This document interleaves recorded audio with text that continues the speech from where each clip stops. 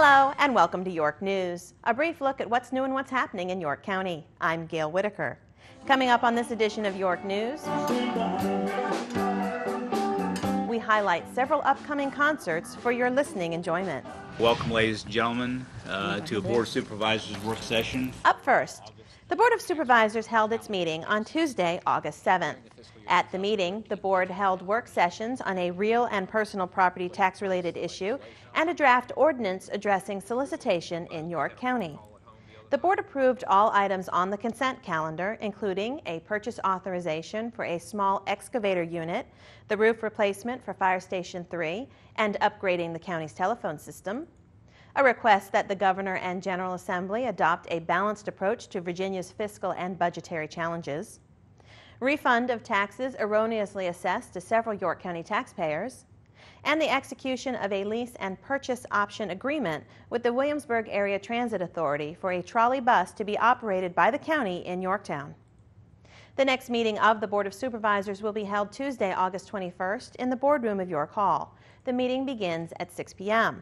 There are two public hearing items on the agenda. These are a request for a special use permit to authorize the establishment of a mini storage warehouse facility on approximately 1.7 acres of land located at 212 Hubbard Lane, and an ordinance granting a non-exclusive negotiated franchise renewal agreement between York County and Cox Communications Hampton Roads, LLC for the provision of cable television service within the county. Public hearings begin at 7 p.m. For more information about the Board of Supervisors meetings, call the County Administrator's Office at 890-3320. The Board's complete agenda, including all supporting materials, is also available on the county's website at www.yorkcounty.gov. Board of Supervisors meetings are retelecast on WYCG TV on Wednesday, Thursday, and Friday at 11 a.m., 7 p.m., and 11 p.m., and Saturday and Sunday at 3 p.m. Programs scheduled for 6 p.m. on the board's meeting dates will be preempted by the live meeting. How did they make the transition? What are the pitfalls? What are the strengths? Meetings are also available both live and on demand on the web. WYCG TV programming on the web may be reached by logging on to the county's website and then selecting WYCG on the homepage. The Board of Supervisors is currently seeking applications from county citizens who live in District 2 and are interested in serving on the York County Stormwater Advisory Committee. The committee develops and implements public education and outreach programs on stormwater issues, attempts to increase public involvement and participation in stormwater issues, assists in identifying drainage problems throughout the county, and much more. The committee meets the third Thursday of every other month at 7 p.m. If you are interested in applying for appointment to this committee, please obtain an application at the County Administrator's Office at 224 Ballard Street in Yorktown or by calling 890-3320. Applications may also be obtained and filed by visiting www.yorkcounty.gov, select online services, and then board bank application. One large egg is 74 calories. Yorktown Market Days, which was recently named the gold level winner in the Best of Hampton Roads Reader's Choice Awards, is still alive with activity. You can use almost any kind of sauce. You can use it with the regular one, which is the 9 ounces. Yeah. You like hot? Next time I think about you, I'll make it more harder. Shoppers are able to buy locally grown, fresh picked produce, fresh meats and seafood, breads, cheeses, baked goods, and much more. The market operates every Saturday now through September 15th from 8 a.m. to 12 p.m. After the 15th of September, the market will operate on select Saturdays until the end of the year. For more information about Market Days, visit www.yorktownmarketdays.com or call 890-3500. The Shagging on the Riverwalk Beach Music Concert Series recently wrapped up for another successful season. The concert series was heavily attended by residents and visitors. What people don't realize is that a lot of preparation and setup goes into a concert performance. Videographer Brian Harmon spent some time with the staff.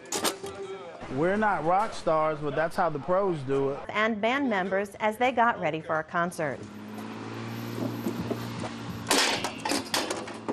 Usually we try to catch it before the band gets down here. We get down here probably about 3 o'clock. Guitar stand. and we get the power ready on the stage for the band to get set up so they can get going. It's like one of those Russian eggs. And then my staff starts setting up the ABC fences you can see around here. And that takes probably about 45 minutes. We put the signs out. If you stay inside of this perimeter, the fence here and the fence over there, you're allowed to bring alcoholic beverages, wine, beer, bring out your coolers while the band plays, enjoy the music. And then after that, we usually set up the information tent and the table. And then the last thing is we set up the dance floor, which is down by the stage. And that usually is the hardest part of the setup. It's with the hot weather that we have in the summer. So that usually takes about 45 minutes. And it's a nice dance floor. It will take some weather and stuff, but folks enjoy the dance floor. Yeah, it's a great feeling. The folks coming down here and having a great time. You know, all the sweat and the setting up everything is worth it. When you get it done and you're sitting down here and you're looking over the field and you see all these people having a great time listening to music and enjoying themselves, it really does make it worthwhile. Just call me Element. Which one? You water. You the original member that got kicked out of the fire. I was water. No one's off limits as far as jokes. Fell through my new deck, and I think I busted a couple ribs, but they don't do anything for them. We get paid to set it up and tear it down. Playing is the fun part. We help each other out. I mean, the bass player helps me with my stuff, and he's got lights that we use, and the guys are helping them bring that in. I think I'll go small and get a smaller set. And the guys go, it looks funny on the stage with a band this size. I'm like, hey, work for Ringo Starr. I'm gonna sing Melvin part. Just keep it so low that nobody hears. We get into what we call those marathon weeks, like week before last, where we did Thursday outside in 100-degree heat, Friday outside in 100-degree heat, and Saturday all back to back to back. Even though it's a free concert series, they've taken time out of their schedule. They could be doing something else. So always give them your best. That's the comedy part of the show when he starts dancing. You got the moves like Jagger? No, he's got the moves like a little kid who's got to go to the bathroom really bad. Thank you very much. The folks really do have a good time down here with concerts, and we enjoy putting it on.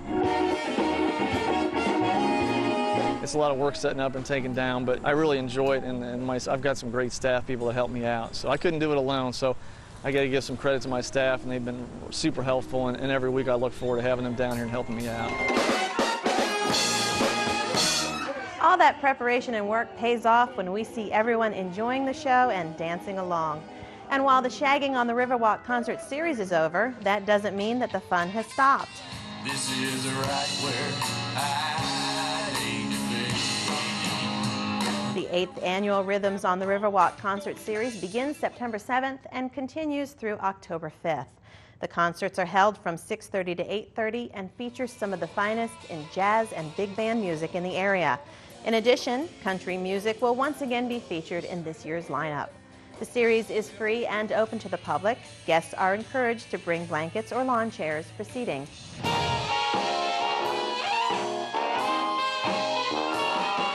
The Military Band Concert Series is being held Tuesday evenings at 6:30 p.m. at Riverwalk Landing. The next performance will be Tuesday, August 21st, and will feature the New Orleans Jazz Ensemble, followed by the Rhythm in Blue Jazz Ensemble on August 28th. As with the other concerts offered in Yorktown, these are free and open to the public. For more information, visit www.visityorktown.org or call 890-3500.